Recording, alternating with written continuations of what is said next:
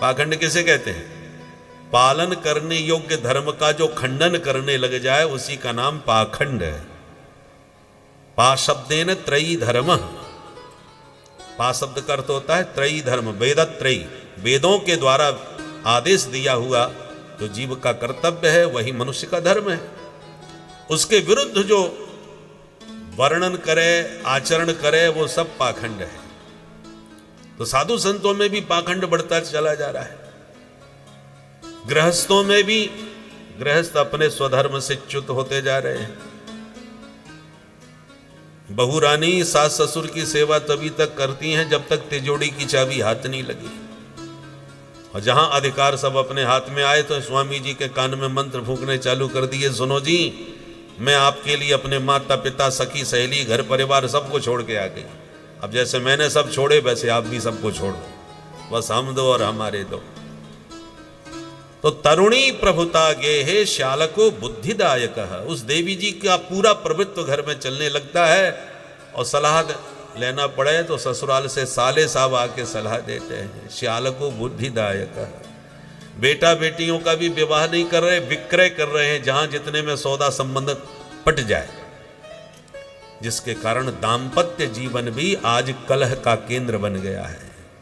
दंपति नाम च कलकनम, तो क्या विरक्त और क्या गृहस्थ, सब जगह गड़बड़ हो गई है। कली दावानले नाद्य साधनम भस्मतांगतः। सूत जी कहते हैं कि नारद जी बता रहे हैं कि कलयुग रूपी दावाग्नि ने आत्म कल्याण के जितने साधन थे सबको भस्म करना चालू कर दिया। कली दावानले नाद्य साधनम भस्मतांगतः। अट्टशूला जनपदा शिवशूला द्विजातय कामन्यः केशशूलिन्यः संभवंती कला विह। ये कलयुग का वर्णन नारद जी कर रहे हैं। हमने देखा अट्टशूला माने पका हुआ भोजन बिकने लगा है कलयुग में। पहले ये नहीं माना, ये अमंगलकारी माना जाता।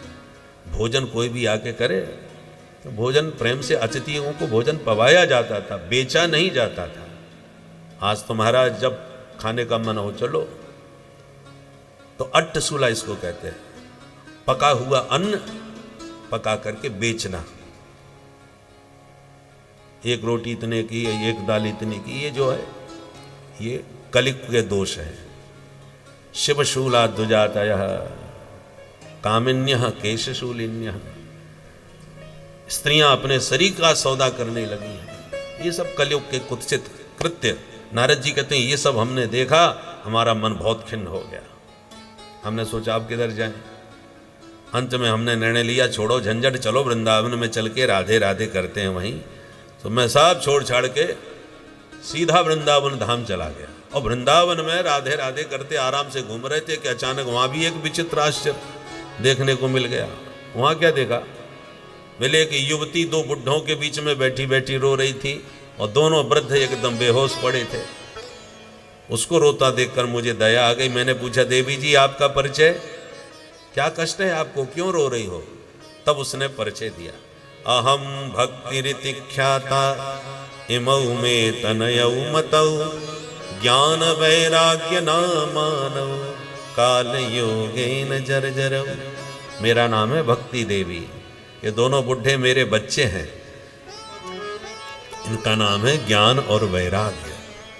अब नारद जी आंखें फाड़ के देखें कि 20 वर्ष की माताजी और 90 साल के बेटा हमने पहली बार देखे। भाई तुम्हारे बच्चे इतने बुढ़े, ये कैसे हो गया? काल योगे न जर्जरो, ये समय का योग है।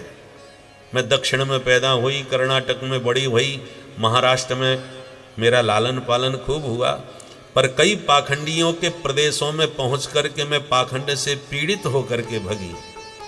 पर बच्चों को लेके जैसी वृंदावन में आई तो यहाँ कदम रखते ही मैं एकदम जवान स्वस्थ हो गई, और बच्चे मेरे न जाने क्या हुआ, दोनों बेहोश होकर के जर्जरित काया हो गई इनकी। अब ये बच्चे मेरे यदि स्वस्थ नहीं होंगे यहाँ तो इदम स्थानम परित्यज्य विदेशम गम्यते मया, इस भूमि को छोड़ के मैं तो कहीं विदेश चली जाऊंगी। नारद जी हाथ जोड़ के बोले माता जी ऐसा गजब न करो, आजकल भारत की भक्ति विदेश में ही ज़्यादा भाग रही है। मेरी प्रार्थना है मैं नारद आज आपको वचन देता हूं माता जी, तदानाहम हरेर दासो लोके त्वाम न प्रवर्तये। इस लोक में मैं तुम्हें जन जन में स्थापित न करवा दूं तो मैं भी हरि का दास नहीं कहलाऊंगा, परंतु आप यहां छोड़ के न जाइए। जब ऐसे समझाया तो नारद जी के वचन पर भक्ति मां को बड़ा संतोष मिला। मां भक्ति नारद जी की स्तुति करने लगी। जयति जगति माया यस्य कायाधवस्ते, जयति जगति माया यस्य कायाधवस्ते।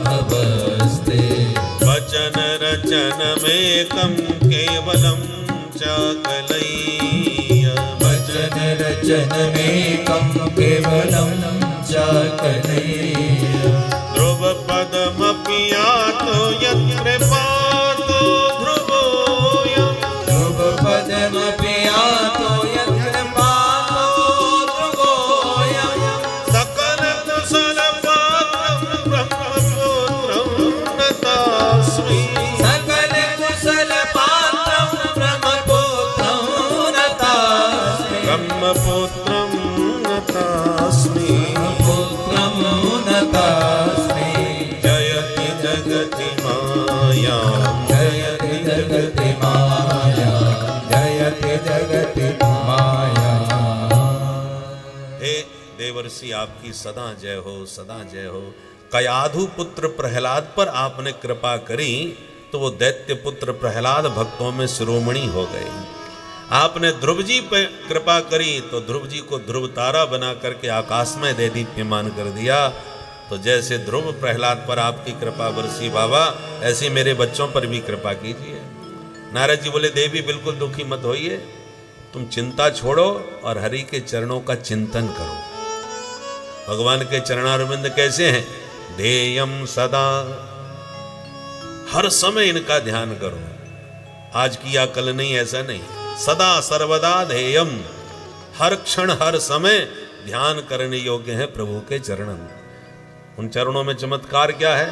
अभीष्ट दोहम, आप जो चाहेंगे मन में, जो आपकी कामना होगी, भगवान के चरण भक्त वांछा कल्प तरु हैं। जैसे कल्प वृक्ष के नीचे मनोरथ सिद्ध होते हैं, संसार की जो वस्तु मांगोगे भगवान के चरणों के चिंतन से वो सब चमत्कार संभव है। आपदाम अपहर्तारम और दातारम सर्व संपदाम, ये प्रभु के चरणों में विशेषता है। अभीष्ट दोहम, तीर्थास्पदम, तीर्थों को तीर्थत्व प्रदान करने वाले हैं। और ऐसे वैसे लोग इनके चरणों में नहीं है। शिव विरिंचिनुतम शरण्यम, शिव और विरंची, शंकर और ब्रह्मा भी जिन चरणों का आश्रय ग्रहण करते हैं उनको भी शरण देने में सक्षम है प्रभु के चरणारविंद। शरण्य माने शरण देने में सक्षम। और क्या विशेषता है? भृत्यार्ति हम, भृत्य माने सेवक, शरणापन्न जो सेवक है उसकी समस्त आरती माने पीड़ा, जो भी उसके जीवन में कष्ट है, विपदाएं हैं, उन सब का हरण करने वाले चरण हैं भृत्यार्ति हम। और प्रणत पाल, जो एक बार प्रणत हो गया उसका सब प्रकार से पालन पोषण करने में सक्षम है प्रभु के चरण। प्रणत जनों का पालन करने वाले हैं। और भवाब्धिपोतम, ये भयंकर जो भवसागर है, इस भवसागर को पार करने के लिए पोत हैं। पोत माने जहाज। प्रभु के चरण कमल रूपी जहाज में जो आरूढ़ हो गया वो भवसागर को सहज ही पार हो जाता है। समुद्र को कोई पार कर सकता है पैर के? कभी नहीं। और टिकट लेके जहाज में बैठ जाओ तो खर्राटे बजा के सोते सोते कब पार हो गए पता ही नहीं चलता। ऐसे ही भवसागर को पार करना है तो प्रभु के चरण कमल की नौका में आरूढ़ हो जाना चाहिए। भवाब्धिपोतम, ऐसे उन दिव्य चरण कमलों का चिंतन करो, ध्यान करो, स्मरण करो। नारद जी कहते हैं, वृथा खेदय से वाले अहो चिंता तुरा कथम, श्री कृष्ण चरणाम भोजम स्मर दुखम गमिष्यति। गोविंद के चरण कमलों का स्मरण करोगे तुम्हारे सारे दुख कष्ट सब दूर हो जाएंगे। और ऐसा कह के नारद जी ने ज्ञान वैराग्य को जगाने की कोशिश करी, नहीं जगे, मूर्छा में पड़े रहे। तब वेद वेदांत और भगवत गीता का सार सुनाया। बार बार भगवत गीता सुनाई, तब भी बात नहीं बनी। थोड़ी सी आंख खोली और फिर बेहोशी में चले गए दोनों भाई। अब नारद जी सिर पकड़ के बैठ गए, हे भगवान ये अब क्या होगा, मेरी तो वाणी व्यर्थ हो जाएगी। मैंने वचन दिया है कि मैं इनको ठीक कर दूंगा, पर ये तो ठीक हो ही नहीं रहे। हमारे तो मेडिकल में जितने मेडिसिन थे सब बेकार हो गए, इतनी दवा थी एक से एक हाई डोज दे दिए। अब मेरे पास तो इससे तगड़ी कोई दवाई नहीं है, मैं कैसे इनको ठीक करूं। तो आकाशवाणी हुई, नारद जी सत्कर्म करो तभी ठीक होंगे। नारद जी बोले, तो अब तक हम कर क्या रहे हैं? अरे गीता सुना दी, वेद सुना दिए, उपनिषदें सुना दी, ये सत्कर्म नहीं है क्या? कौन सा सत्कर्म करूं? आकाशवाणी ने कहा, संतों से पूछो, संत बताएंगे। अच्छा, अब नारद जी उठ के चल दिए ये जानकारी लेने के, ये सत्कर्म क्या चीज है भाई? जो साधु संत मिले उनसे एक ही प्रश्न, महाराज जी सत्कर्म किसे कहते हैं? अब नारद जी अपने आप में इतने विद्वान संत हैं कि कोई भी इनको जवाब देने की जल्दी हिम्मत नहीं करता। सामान्य व्यक्ति कोई प्रश्न करे तो कोई भी जवाब तुरंत कुछ जो बनेगा देगा, और कोई बहुत प्रसिद्ध व्यक्ति जो विद्वानों में श्रेष्ठ हो उसके प्रश्न का जल्दी कोई जवाब देने का साहस नहीं करता। तो नारद जी इतने प्रसिद्ध महात्मा हैं। नारद विष्णु भगत पुण्य ज्ञानी, भक्त भी हैं ज्ञानी भी हैं, इसलिए किसी ने जवाब नहीं दिया। बड़े बड़े जगत गुरुओं के पास गए, बोले महाराज आपका तो बहुत नाम है, आप बताइए। अब वो मना कर दे हमको नहीं आता तो चेलाओं में बेइज्जती हो जाएगी, तो उन्होंने इशारा कर दिया। आजकल हमारा मौन व्रत चल रहा है, मौन खोलने दीजिए उसके बाद बात करेंगे। तो सूत जी कहते हैं, मूकी भूतास्त कियंतस्तु पलायता। बहुत से लोगों ने मौन धारण कर लिया, बहुत से लोग पलायन कर गए, खिसक गए, नारद जी के सामने ही न पड़े। पर प्रत्युत्तर नारद जी को कहीं नहीं मिला, जवाब नहीं मिला। तब नारद जी ने निर्णय लिया, सब बहानेबाजी कर रहे हैं, अब मैं किसी से नहीं पूछता, बद्रीनाथ में चल के भगवान नर नारायण से जानकारी लेके आता हूं। नारद जी कहते हैं, बस वही जिज्ञासा के साथ मैं बद्रीनाथ में घूम रहा था, आपने मुझे परेशान देखा तो टोक दिया, मैंने अपनी राम कहानी आपको सुना दी। अब आप ही बताइए महाराज सत्कर्म किसे कहते हैं? आप ही तो बहुत बड़े संत हो महाराज। सनकादिक बोले, राम राम, इतनी सी बात पर परेशान हो रहे हो बाबा? माँ चिंताम कुरु देवर से हर समचित्ते समावह। पहले तो ये मुंह लटकाना बंद करो और प्रसन्न हो जाओ, क्योंकि तुम्हारे मुख पर ये चिंता के लक्षण अच्छे नहीं लगते। तुम्हारे द्वारा खोजा हुआ उपाय हमारे पास है। अच्छा, तो कौन सा है वो उपाय, ये तो बताओ। बोले, वो सत्कर्म कोई और नहीं, श्रीमद् भागवतालापः सतगीत शुकादिभिः। श्रीमद् भागवत महापुराण ही वह दिव्य सुखदेव जी का उद्गीत है, जिसे सुन करके जिस सत्कर्म से ज्ञान वैराग्य का बुढ़ापा भाग जाएगा और मैया भक्ति के साथ ताता थैया करके नाचने लग जाएंगे। अच्छा, नारद जी बोले, पर हमें आपकी बात में कुछ दम नजर नहीं आई, क्योंकि हम भी तो पढ़े लिखे हैं महाराज। अच्छा, तुम्हें दम क्यों नजर नहीं आ रही भाई, क्यों नहीं हुआ विश्वास? नारद जी बोले, हमने ही व्यास जी को प्रेरित करके भागवत का विस्तार करवाया है, और अपने पूज्य पिता ब्रह्मा जी से हमने भागवत सुनी है, तो हम तो जानते हैं भागवत के श्लोक श्लोक में वेदार्थ ही सन्निहित है। वेदों का भाष्य ही कहा जाता है श्रीमद् भागवत को। वेदोपनिषदात् सारा जाता भागवती कथा, वेद उपनिषदों का सार सर्वस्व ही भागवत की कथा है। और हम आपको निवेदन कर चुके हैं कि सारे वेद हम सुनाए बैठे हैं, कुछ नहीं हुआ उनको। जब वेदों से ही कुछ नहीं हुआ तो वेदों कई सार भागवत, और भागवत से क्या हो जाएगा? तब सनकादिकों ने समझाया, नारद जी कोई रसीला आम चूस करके तर्क करे कि आम में इतना रस है तो इसके वृक्ष में कितना रस भरा होगा, और आम फेंक करके वृक्ष की डाली पत्ते चबाने लग जाए तो क्या रस मिल जाएगा? कदापि नहीं। रस उसको फल से ही मिलेगा, वृक्ष से नहीं। ऐसी वेद है वृक्ष, तो भागवत है उसका सरस फल। जो रस इस भागवत से मिलेगा वो वेद के वृक्ष से नहीं मिलने वाला। निगम कल्प तरुर गलितम फलम, वेद रूपी कल्प वृक्ष का फल ही तो भागवत है। दूध से घी निकाला जाता है, पर घी से ही अखंड दीपक जलेगा, दूध से नहीं जल सकता। घी से ही पुड़ियां बनेंगी, दूध से नहीं बन सकती। अनेकों काम हैं जो घी कर देगा वो दूध नहीं कर पाएगा, जबकि निकला दूध से ही है। वेद है दूध है, तो भागवत है उसका शुद्ध घृत घी है। इक्षुणामपि मध्यांतम शर्करा व्याप्य तिष्ठति। इक्षु माने गन्ना, गन्ना के रस से ही शक्कर बनती है, पर जो मिठाइयां आप शक्कर से बनाते हैं वो गन्ना का रस से नहीं बन पाएंगी, जबकि चीज वही है, अंतर नहीं है।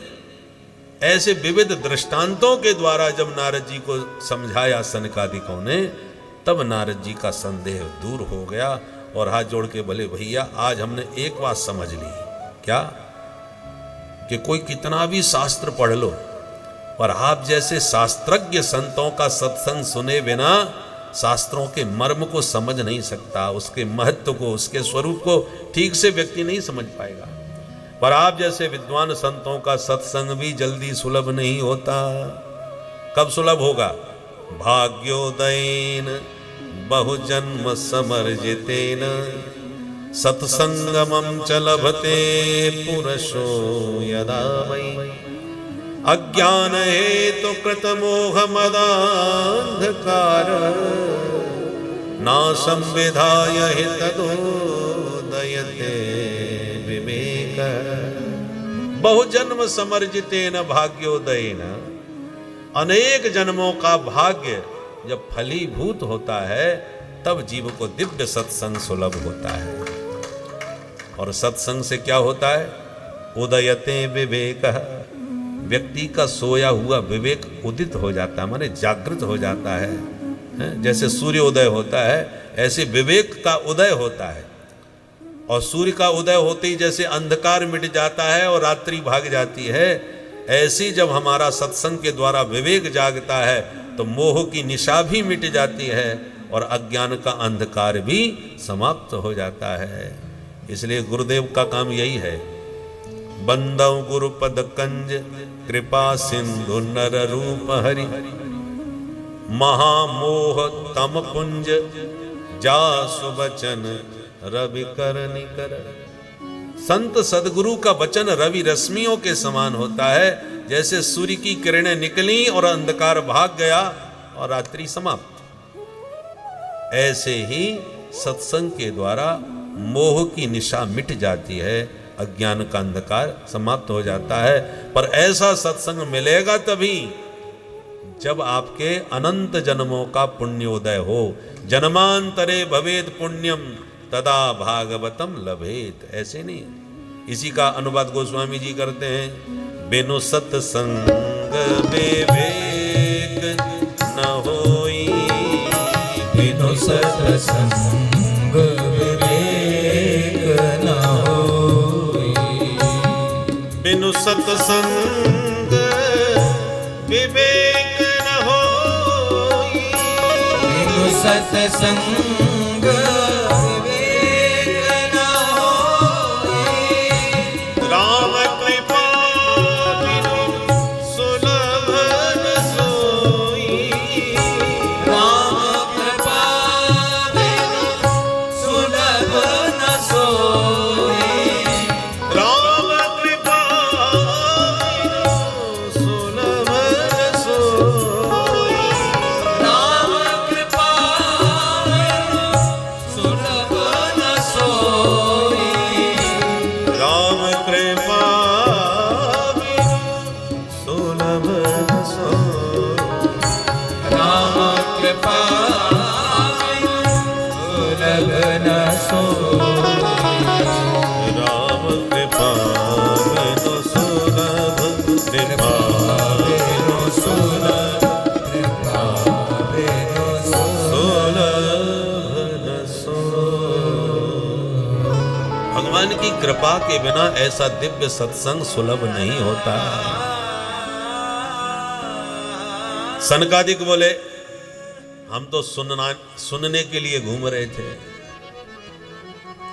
और नारद जी कहते हैं, हम अब आपसे सुनना चाहते हैं, क्योंकि हम भागवत के ज्ञाता होते हुए भी भागवत के महत्व को नहीं जानते थे। जो आपने आज हमको समझा दिया, इसलिए हमें एक बार आपके श्रीमुख से भागवत सुननी है। सनकादि को बोले चलो कोई बात नहीं, हम सुनाई देते हैं। तो कहाँ चलें?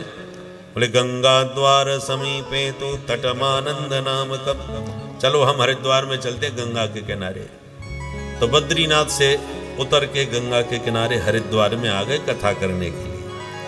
बद्रीनाथ में ही कथा क्यों नहीं कर ली?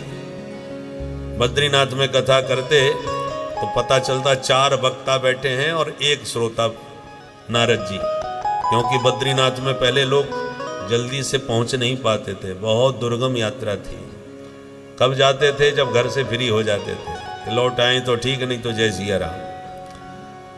बहुत दुर्गम मार्ग था, आज की तरह नहीं था। इसलिए कथा ऐसी जगह होना चाहिए जहां सुगमता से लोग आ सकें, लाभान्वित हो सकें। इसलिए बद्रीनाथ की जगह हरिद्वार में। हरिद्वार को ही क्यों चुना? कि गिरी गुहाओं में छुपे जो साधु संत हैं पहाड़ों में, वो मैदान में, शहरों में ज़्यादा आना पसंद नहीं करते, और जो शहरों में मैदान के लोग हैं वो ज़्यादा पहाड़ों में भी जाने में परेशान होते हैं, नहीं पहुंच पाते। तो बीच की देहरी है हरिद्वार। हरिद्वार से पर्वतीय यात्रा प्रारंभ और नीचे मैदानी। तो मैदान वाले मैदान छोड़ के आ जाएं, पहाड़ वाले थोड़ा पहाड़ से नीचे उतर के आ जाएं, और बीच देहरी में अब दीपक जले तो भीतर बाहर दोनों जगह प्रकाश हो जाता है। इसलिए हरिद्वार की बीच देहरी में ये श्रीमद् भागवत का अध्यात्म दीप प्रज्वलित किया, ताकि पर्वतीय लोग भी प्रभावित हो सकें, प्रसन्न हो सकें, और मैदान के लोग भी लाभान्वित हो सकें। इसलिए प्रज्वालितो ज्ञानमय प्रदीप। जैसी कथा सनकादिकों ने प्रारंभ करी, हजारों श्रोता आ गए। भृगु, वशिष्ठ, च्यवन, गौतम, मेधातिथि, देवल, देवराज, परशुराम, विश्वामित्र आदि सभी संत उपस्थित हुए। सबके नाम गिनाए।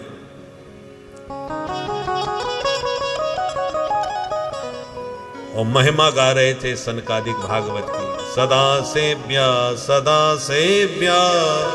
श्रीमद् भागवती कथा, यस्या श्रवण मात्रेण हरिश्चित्तम समाश्रये। भगवान की कथा सदा सर्वदा श्रवण करने योग्य है, दिन मुहूर्त की कोई आवश्यकता नहीं। सुनने से क्या होगा? हरिश्चित्तम समाश्रये। कथा श्रवण की सार्थकता तब है जब चित्त चोर चित्त में चिपक जाए, हरि हृदय में उतर जाए। श्रवण मात्रेण हरिश्चित्तम समाश्रयेत, यही इसका परम लाभ है। प्रारब्धानुसार भोग, काम, ये तो सब प्रारब्ध से मिलेगा, उसके लिए याचना की जरूरत नहीं है। कथा श्रवण की सार्थकता तो भगवान में अनुराग उत्पन्न हो तभी कथा की सार्थकता है। कृष्णार्थी बन के सुनना चाहिए, धनार्थी नहीं। ऐसे महिमा गा रहे थे सनकादिक भागवत के श्रवण की। बोले मनुष्य शरीर पा करके भी जिसने ये भागवत रस एक बार नहीं पिया उसको बड़ा अभागा कहा, खूब गालियां दी।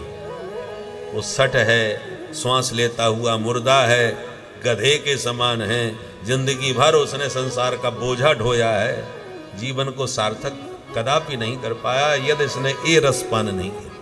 आ जन्म मात्रमप्येन सठेन किंचित चित्तम विधाय सुख शास्त्र कथा न पीता, चांडाल वच्च खरवत बत तेन नीतम, मिथ्या स्वजन्म जननी जने दुख भाजा। तो भागवत की महिमा गा ही रहे थे कि इतने में क्या चमत्कार हुआ। भक्ति मैया दोनों पुत्र ज्ञान वैराग्य का हाथ पकड़ के प्रकट हो गई और ताता थैया करके संकीर्तन करना प्रारंभ कर दिया। भक्ति सुतौ तौ तरुणौ गृहीत्वा प्रेमैक रूपा सहसा विरासी।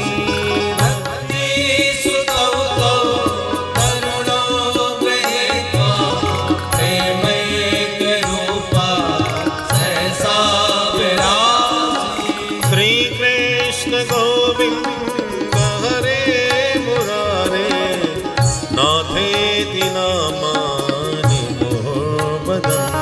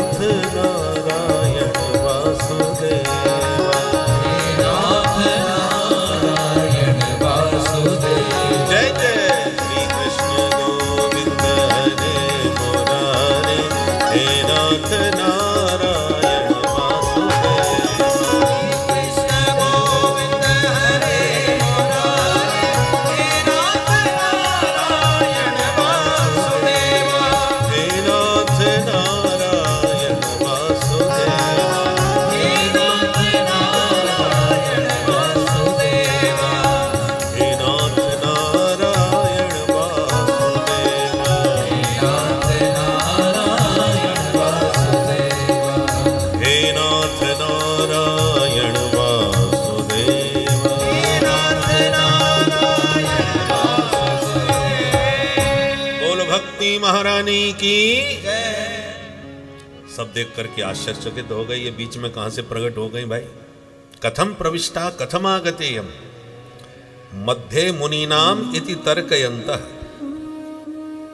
बीच में जब भक्ति ज्ञान वैराग्य को नाचते देखा तो आपस में लोग कानाफूसी करने लगे, तर्क वितर्क करने लगे, बीचों बीच कहां से आ गई। तब सनकादिकों ने कहा, जहां भगवान की मंगलमयी मधुर कथा होती है, कथा श्रवण से ही भक्ति ज्ञान वैराग्य तीनों का प्रादुर्भाव होता है, वहीं ये प्रकट होते हैं। कहां बैठूं महाराज? भक्ति मां ने पूछा। मैं कहां बैठ जाऊं? सनकादिक बोले, निरंतरम वैष्णव मानसानी।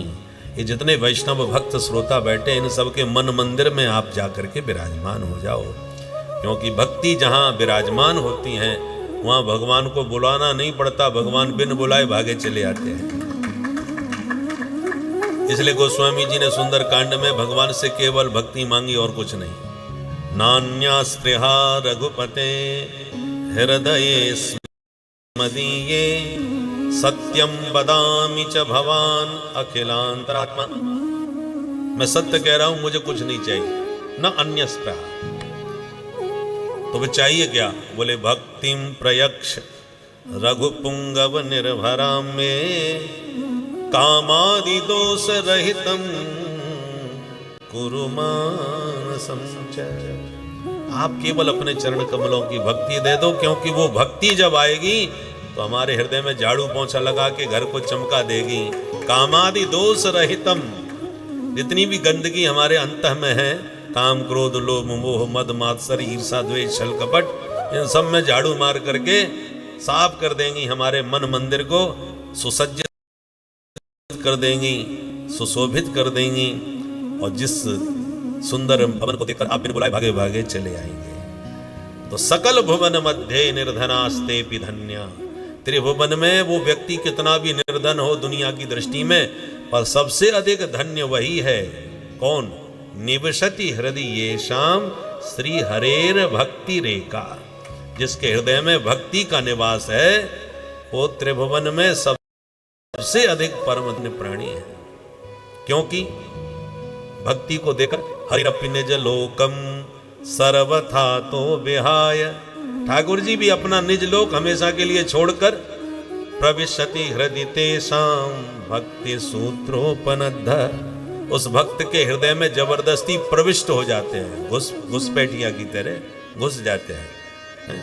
तेषाम हृदय प्रविशति, भगवान उस भक्त के हृदय में प्रविष्ट होकर के एक बार घुस पाए तो उनकी प्राण प्रिया भक्ति महारानी उनके पाद पद्मों को पकड़ के ऐसा बांधती हैं प्रेम की रज्जू में कि भक्ति सूत्रोपनद्ध, भगवान बंधक बन के रह जाते हैं, फिर निकल नहीं पाते, भाग नहीं पाते। इसलिए भक्त चुनौती दे देता है, हाथ छुड़ाए जात हो निवल जान के मोह, पर हृदय से जब जाओगे तो सबल कहूंगो तो। प्यारे, हाथ छुड़ा के तो आप भाग सकते हो, पर मेरे हृदय से निकल के भागो तब माने तुम कौन हो।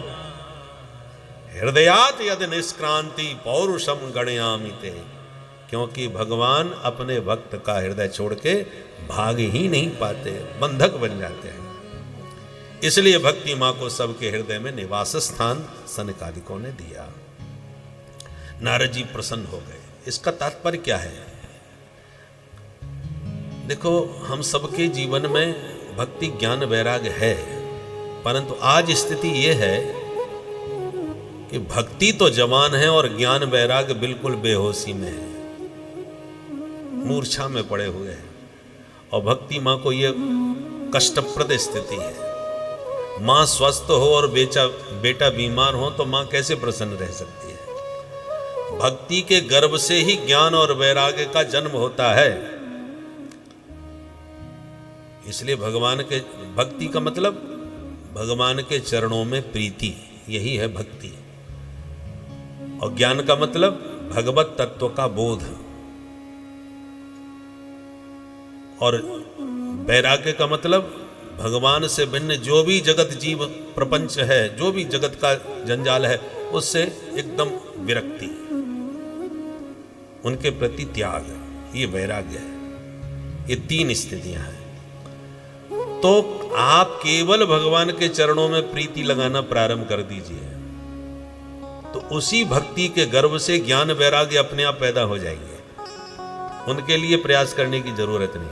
भगवान से ज्यों ज्यों आपका प्रेम बढ़ता जाएगा, माने भक्ति बढ़ती जाएगी, तो भक्ति यदि सच्ची है, स्वस्थ है, तो निश्चित रूप से भगवत तत्व का ज्ञान भी करा देगी और जगत से वैराग्य भी दिला देगी। जैसे कि ब्रज गोपियां पढ़ी लिखी कुछ नहीं है, वेद वेदांत तो कुछ जानती नहीं है, हैं? परंतु भगवान से प्रेम करना जानती हैं। और वो प्रेम इतना पवित्र है ब्रज गोपियों का कि उस गोपियों के प्रेम लक्षणा भक्ति से ही वो ज्ञान उन्हें प्राप्त हो गया कि उद्धव जैसा ज्ञानी उनके सामने फैल हो गया। उद्धव जी जैसे ज्ञानी को फैल कर दिया गोपियों ने, ऐसा गोपियों को ज्ञान है। और विरक्ति तो ऐसी अद्भुत है कि कान्हा की एक बंसी पर पति सुतान्वय भ्रातृ बांधवा नत विलंघतेन तच्युतागता, पूरे घर परिवार संबंध नाते सबको तिनके की तरह त्याग करके गोपियां तुरंत पहुंचती हैं गोविंद के पास। ये इससे बड़ा वैराग्य और क्या होगा। माताओं के लिए सबसे कठिन होता है घर परिवार का त्याग, लोक लाज का त्याग, और गोपियों ने तिनके की तरह सब कुछ त्याग दिया। भक्तिमती मीरा को देखो वर्तमान में, मेरे तो गिरधर गोपाल को मेरा बनाना यही तो भक्ति है। और मीरा की भक्ति का परिणाम दूसरों न कोई, दुनिया के जितने दूसरे संबंध थे सब उन्होंने त्याग दिए। तात मात भ्रातृ बंधु आपना न कोई, छाण दई कुल की कान कहा कर है कोई, संतन ढिंग बैठ बैठ लोक लाज खोई, मेरे तो गिरधर गोपाल दूसरों न कोई। लोक लाज को भी तिलांजलि दे दी, घर परिवार को भी तिलांजलि दे दी। इससे बड़ा वैराग्य क्या होगा। और भगवत तत्व का ज्ञान हो गया है? तो भक्ति के ही दोनों पुत्र हैं, ज्ञान और वैराग्य। हमारा काम सिर्फ भक्ति करना है, बाकी ज्ञान वैराग्य अपने आप होगा। और नहीं होगा तो भक्ति में कमी है, कहीं ना कहीं भक्ति में प्रदर्शन है। सच्ची भक्ति होगी तो भगवत तत्व का ज्ञान अवश्य होके ही रहेगा।